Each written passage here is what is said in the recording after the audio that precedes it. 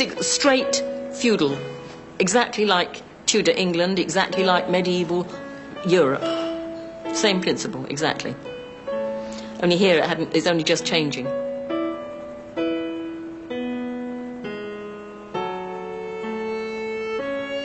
I think anybody would think in a democracy today it's not right that the landowners, which was like the old feudal system, should rule the parliament, and the rest of the people with less money, of course, have hardly any voice.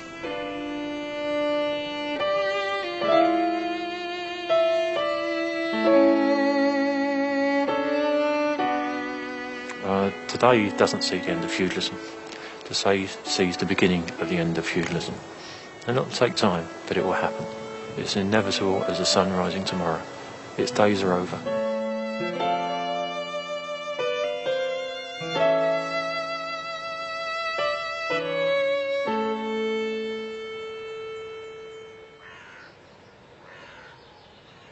It happened in August 1990, and we had a gentleman by the name of André Gardez who wanted to come over and take over the island for France.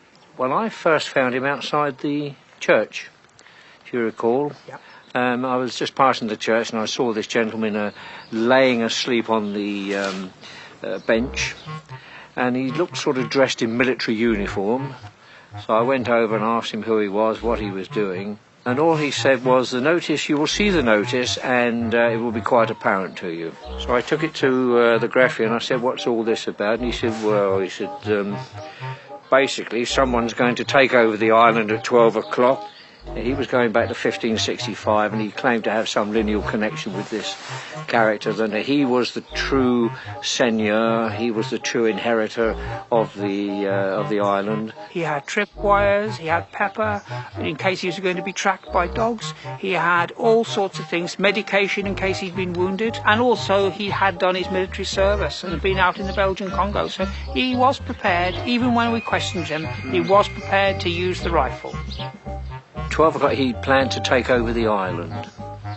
I can't recall what time we apprehended him. No, he was running late. It was about, must have been about 12:30 before we apprehended him.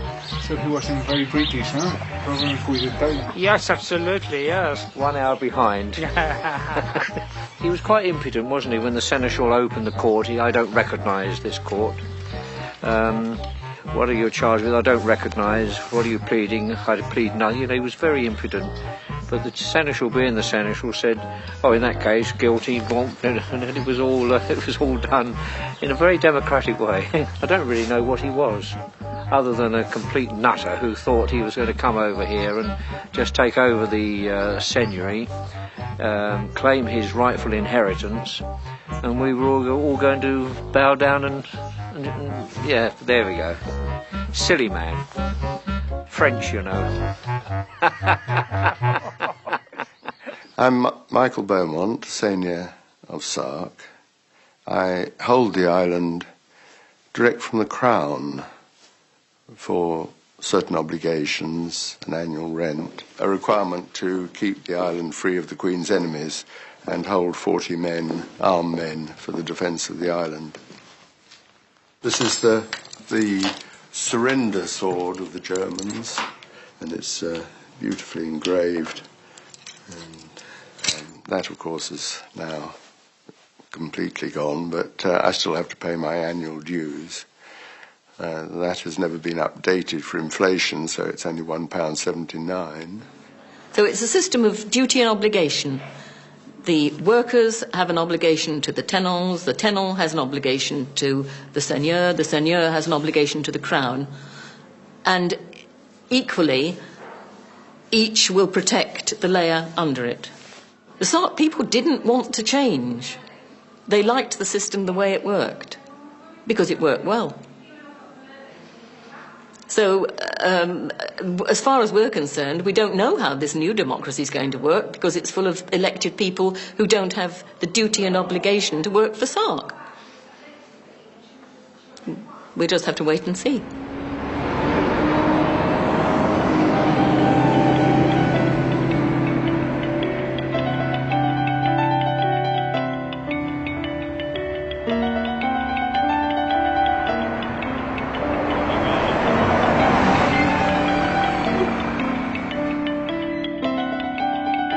They'd spent lots of holidays in the Channel Islands and on Breccu and Sark when they were children. And they really liked the ancient traditions and history, and also being very close to both France and to England. They bought Breccu, and then they first came to me for advice to ask whether Breccu was within the fief of Sark, whether Breccu was part of the feudal system of Sark. And the reason for that was that they had realised that some of Sark's feudal laws were pretty repugnant in a 21st century democracy.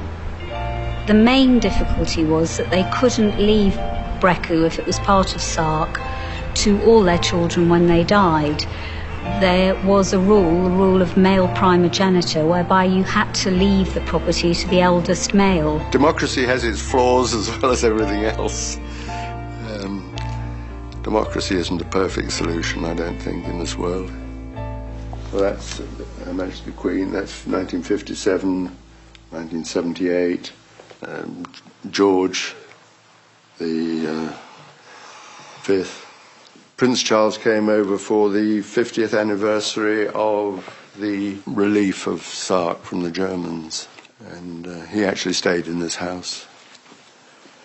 Basically, a feudal system depends, you have the overlord who rules, and you have the peasants or serfs who are in his service. The seigneur really is the ruler, the head of state, and he could do pretty much what he wanted. For example, the seigneur, the feudal overlord, rules the roost.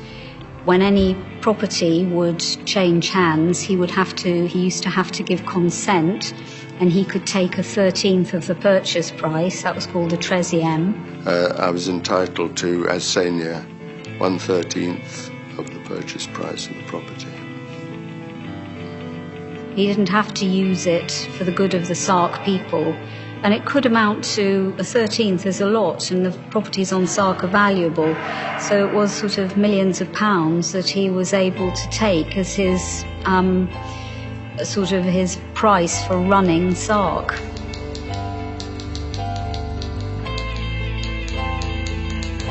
The seigneur had considerable privileges, the main one being the right to 1/13 of the purchase price of property which we've discussed, the 13e. But whether it be the right to keep a dovecot where birds roost, or the right to keep a female dog that wasn't spayed, or rights over the foreshore. It was still lawful to beat your wife as long as you did it with a very small finger. A stick that was like a very small finger. So there were some customs which were really difficult. Really, we're dealing with what is an anachronism, judged by any other society, and it's a question of whether that anachronism was worth preserving in the face of basic democratic fundamentals.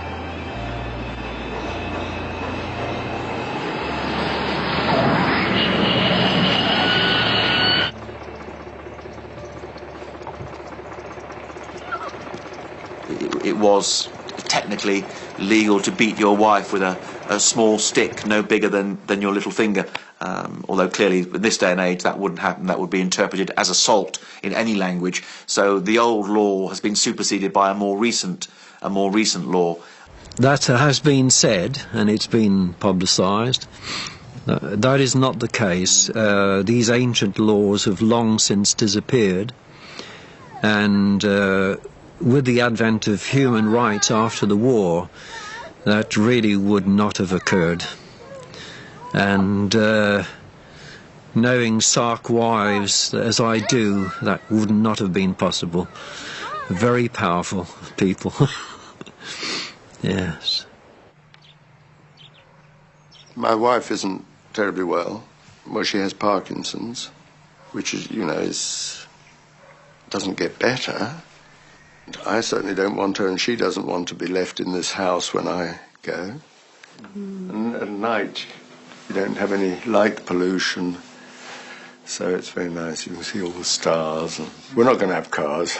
Can you imagine what it would do to the island? It would completely ruin it. children can bicycle to school. I mean, even the play school, they go to school at 3 years old. The island should be protected from any of these things. It's very famous that motor cars are not allowed on Sark, and a few years ago there was a film company who were making a film over here, and they wanted to be able to mount their camera on a car or on something that was suspended, and so they imported a French Citroën 2CV, but they were only allowed to bring it ashore if all the leads were disconnected. So you had this ridiculous situation. A perfectly good Citroën 2CV was brought ashore, all the leads were ripped out of the engine so it couldn't be started, and then the Citroën was towed behind a tractor, and they mounted the camera on the 2CV, but it was towed around the island on a tractor. We have to have them for the farm work. But we keep the very old tractors. They do all the work we need. It's just to cultivate the land. We don't use them for any other use than that. It's the only vehicle which is allowed. It is, that's right, yeah. There are far too many tractors, but we hope in the new Parliament to limit the numbers and the sizes. Yes, you see the heavy material, there would be 5 tons on that trailer, so you need a strong vehicle to pull that amount. Yeah.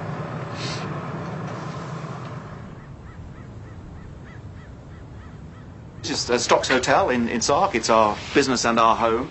And back in 1993, we had a situation where our neighbour had permission to build a house, to build a bungalow. I think we live in an age, a bland age, where people say you must conform to this and you must do this and you must say that. Sark is delightfully independent and remains independent, and I'm not suggesting that we should in any shape or form break any international laws or obligations, but we're quite keen to be left to our own devices, to run our own affairs, to manage our own affairs, and of course a lot of that is based on our feudal heritage. As the bulldozer came onto the site and this noise came down the valley, that the ground shook, it vibrated. One of the things that we provide here for our guests is peace and quiet, and so I said, we can't stomach this, we have to do something about it.